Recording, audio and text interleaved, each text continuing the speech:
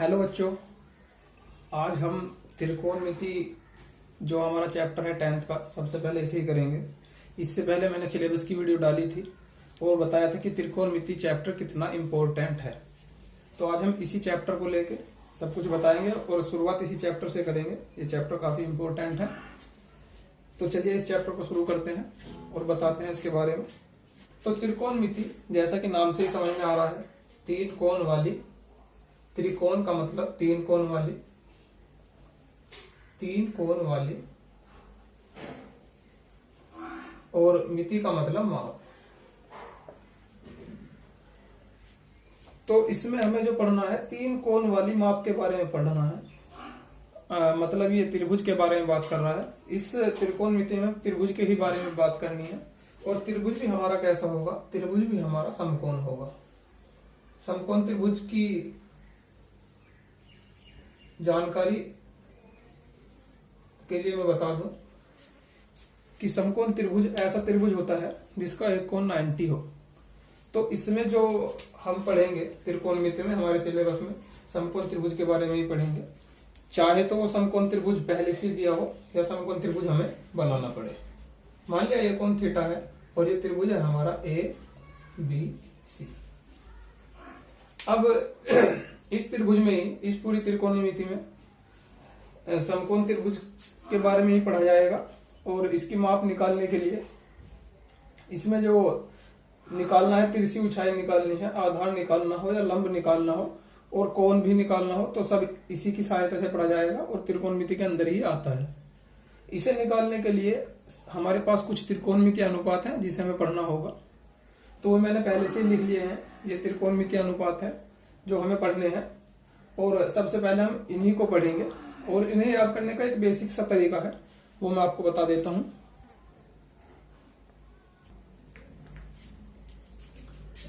तो चलिए हम उसके बारे में बात कर लेंगे। एक सिंपल सा तरीका है इसे याद करने के लिए।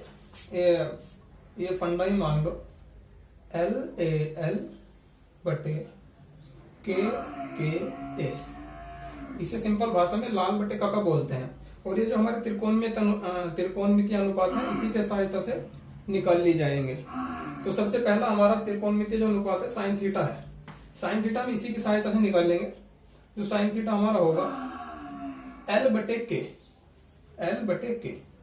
इसमें जो हमारा L है वो लंब को डिनोट करेगा, A आधार को डिनोट, और K जो करेगा वो कर्ण को डिनोट करेगा।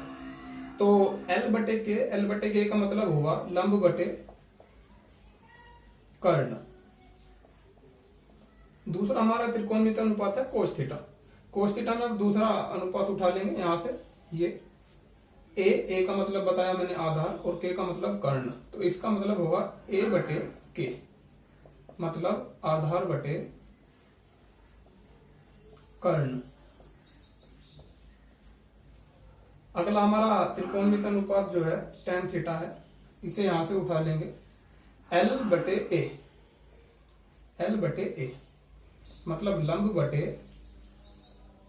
कर्ण।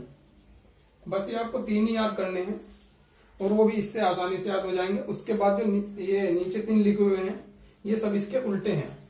जैसे tan का उल्टा कोट पढ़ा जाएगा, मतलब A बटे L हो जाएगा। यहाँ L बटे A है तो इसका उल्टा A बटे L हो जाएगा। और A बटे L का मतलब आधार बटे लंब। ठीक उसी प्रकार कोस का उल्टा sec पढ़ा जाएगा। कोस था A बटे K, तो इसे लिख लिया जाएगा K बटे A, यानी कि कर्ण बटे आधार। ठीक उसी तरह से साइन का उल्टा पढ़ा जाएगा कोसेक। साइन था हमारा K बटे L, L बटे K, और कोसेक हो जाएगा K बटे L, यानी कि कर्ण बटे लंब। तो सबसे पहले हमें त्रिकोणमिति अनुपात पढ़ने पड़ेंगे। ये बहुत ही आसानी से याद हो जाएंगे इस फंडे की सहायता से। बच्चों, उदाहरण के लिए मैंने एक सवाल लिख लिया है जिसे मैं अभी आपको हल करके दिखाऊंगा। लेकिन सबसे पहले मैं बता दूं इसमें कि जो हमारा ये AC है वो लंब है, ये आधार है और ये हमारा कर्ण है। तो सबसे पहले हम देख लेंगे त्रिभुज एबीसी में कोण 90 दिया हुआ है, ये कोण 90 है। बीसी की जो माप है, बीसी हमारी ये कर्ण है, बीसी की जो माप है हमें 15 दी हुई है और एसी की जो माप है वो हमें 12 दी हुई है। ये यहां से यहां तक हमें 12 दी हुई है। अब तो इस त्रिभुज में कर्ण दिया हुआ है, लंब दिया हुआ है और हमें साइन बी और इंटू साइन सी निकालना है। तो हमने जैसा साइन बी और साइन सी हमें निकालना है, तो हमने साइन पढ़ा था, साइन हमने पढ़ा था, साइन होता है साइन थीटा बराबर लंब बटे कर्ण।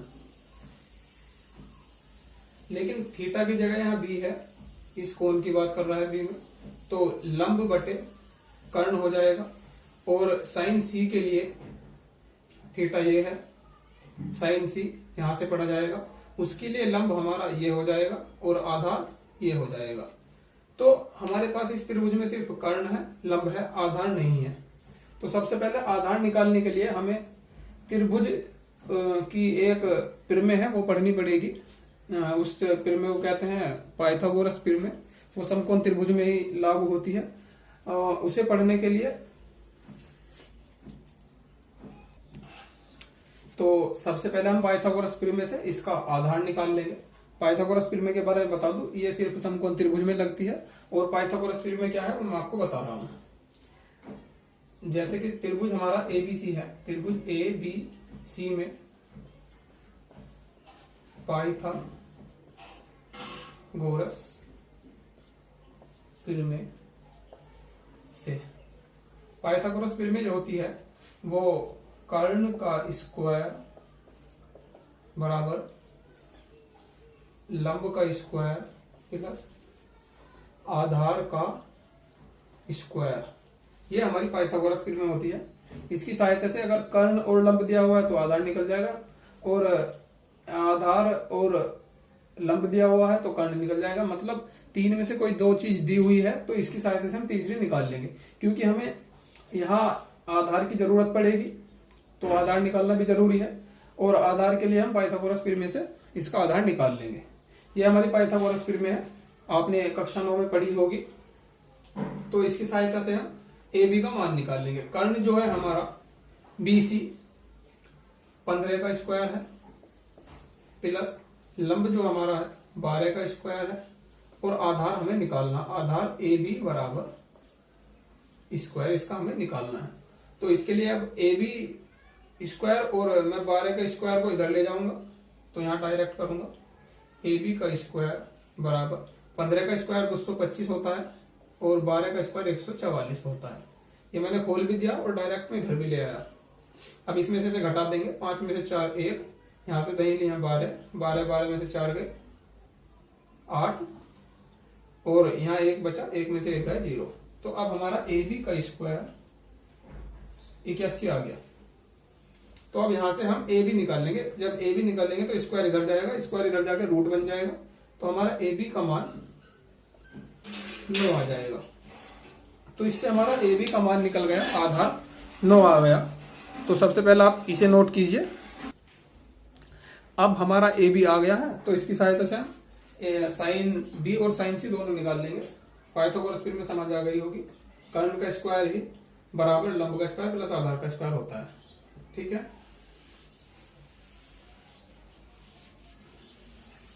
ए बी की जरूरत पड़ेगी, ये कर्ण था, ये लंब था, ये 15 दिया हुआ है, और अब हमारा ए बी भी आ गया है 12, सॉरी ए बी आ गया 9। अब साइन बी की बात करें तो साइन बी के लिए कौन ये माना जाएगा, साइन बी बराबर होता है लंब बटे कर्ण। साइन बी यहां लिख लेंगे, साइन बी इंटू साइन सी, इसी का मान निकालना, तो ये हमने लिख लिया। क्योंकि साइन बी होता है लंब बटे कर्ण, इंटू का मतलब गुना, और साइन सी, साइन होगा तो हमारा लंब बटे कर्ण ही, लंब बटे कर्ण। साइन बी के लिए कोण ये है, तो इसके सामने वाला इसका लंब 12 और कर्ण हमारे पास है 15, तो 12/15। और साइन सी, चूंकि कोण ये है तो इसके लिए ए सी आधार है और इसके लिए ए भी लंब होगा, तो सी के लिए हम जो लंब पढ़ेंगे वो 9 पढ़ेंगे, इंटू सी के लिए लंब 9 पढ़ेंगे, तो लंब 9 हो गया और कर्ण 15। अब जो कटेगा वो काट लेंगे, 3 चौक 12, 3 पंजे 15, 3 तिया 9, 3 पंजे 15, तो हमारा आ जाएगा 4 तिया 12 और 5 पंजे 25। तो हमारा जो साइन बी इंटू साइन सी आया था वो 12/25 आ गया है। तो इसी तरह से हम आगे के एग्जाम्पल और इसकी प्रश्नावली करेंगे। ये चैप्टर काफी इंपॉर्टेंट है। अगर वीडियो पसंद आई तो लाइक और सब्सक्राइब करें। और इसी तरह से अब हम जो है 10th का कोर्स अपने यूट्यूब चैनल मैथ स्टेशन के माध्यम से करेंगे। आज ये हमारा पहला पार्ट है, इससे आगे मैं जल्द ही अपलोड कर दूंगा। तो इसी सहायता से आप ऐसे सभी एग्जाम्पल कर सकते हैं और आपकी अगर कोई भी प्रॉब्लम है तो मुझे कमेंट के जरिए पूछ सकते हैं। धन्यवाद। आज के लिए हम इतना ही रखेंगे, इससे आगे कल लेकर आएंगे।